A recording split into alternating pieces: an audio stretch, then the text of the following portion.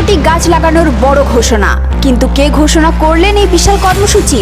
বিশ্ব পরিবেশ দিবসে এমনই বড় বার্তা ঘিরে সরগরম রাজ্য রাজনীতি। কলকাতার নলবনে বিশ্ব পরিবেশ দিবস উপলক্ষে আয়োজিত একটি গাছ মায়ের নামে কর্মসূচিতে যোগ দেন মুখ্যমন্ত্রী শুভেন্দু অধিকারী। সেখান থেকেই রাজ্য জুড়ে বৃহৎ বৃক্ষরোপণ কর্মসূচির আনুষ্ঠানিক ঘোষণা করা হয়। নমস্কার বন্ধুরা, আপনারা দেখছেন voice of Bankura, presented by S sir physics, বাঁকুড়ার নাম্বার 1 ফিজিক্স একাডেমি। ঘোষণা অনুযায়ী রাজ্য জুড়ে মোট 1,10,00,000 গাছ লাগানোর লক্ষ্য নেওয়া হয়েছে। এর মধ্যে শুধুমাত্র শুক্রবারে 6 লক্ষ গাছের চারা রোপণ করা হবে। মূলত ফলের গাছ লাগানোর ওপরেই জোর দেওয়া হয়েছে এই কর্মসূচিতে।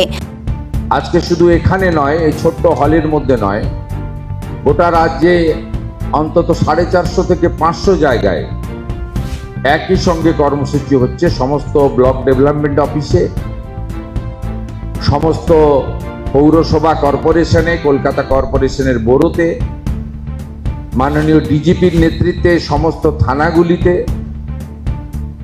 শিক্ষা দপ্তরের বিশেষ উদ্যোগে সমস্ত স্কুল কলেজ ইত্যাদিতে, সমস্ত সরকার বা কর্পোরেশন দ্বারা পরিচালিত বিভিন্ন পার্কে একযোগে আমরা আজকে 6 লক্ষ ফলের গাছ মূলত রোপণ করার মধ্য দিয়ে মাননীয় প্রধানমন্ত্রীর 2 বছর আগে তিনি দিল্লিতে বুদ্ধ পার্কে একটি পিপল গাছ লাগিয়ে তিনি বলেছিলেন, এই গাছটি আমার মায়ের নামে আমি লাগালাম। একটি গাছ মায়ের নামে আজকে গোটা রাজ্য জুড়ে এই কর্মসূচি পালিত হচ্ছে। অনুষ্ঠান মঞ্চ থেকে শুভেন্দু অধিকারী জানান, তিনি নিজের মাকে উৎসর্গ করে একটি গাছ রোপণ করেছেন। একটি গাছ মায়ের নামে এই উদ্যোগকে সামনে রেখে পরিবেশ রক্ষার পাশাপাশি আবেগ ও সচেতনতার বার্তাও দেওয়া হয়েছে।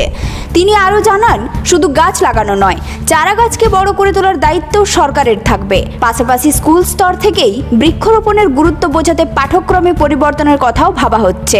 শহরের পরিবেশ নিয়েও এদিন উদ্বেগ প্রকাশ করেন মুখ্যমন্ত্রী। তার বক্তব্যে উঠে আসে বারাসাত থেকে সোনারপুর বারুইপুর পর্যন্ত দ্রুত নগরায়নের ফলে তৈরি হওয়া কংক্রিট জঙ্গলের প্রসঙ্গ। অতীতে পরিকল্পনার অভাবকেই তিনি বর্তমানের পরিবেশগত সমস্যার জন্য দায়ী করেন। অরণ্য নিধন, বনভূমি দখল এবং শহরাঞ্চলের পরিবেশ সংকট নিয়ে সতর্ক বার্তাও দেন তিনি। পরিবেশ রক্ষায় পশ্চিমবঙ্গকে দেশের মধ্যে 1 নম্বর রাজ্য হিসেবে গড়ে তোলায় সরকারের লক্ষ্য বলে জানান মুখ্যমন্ত্রী।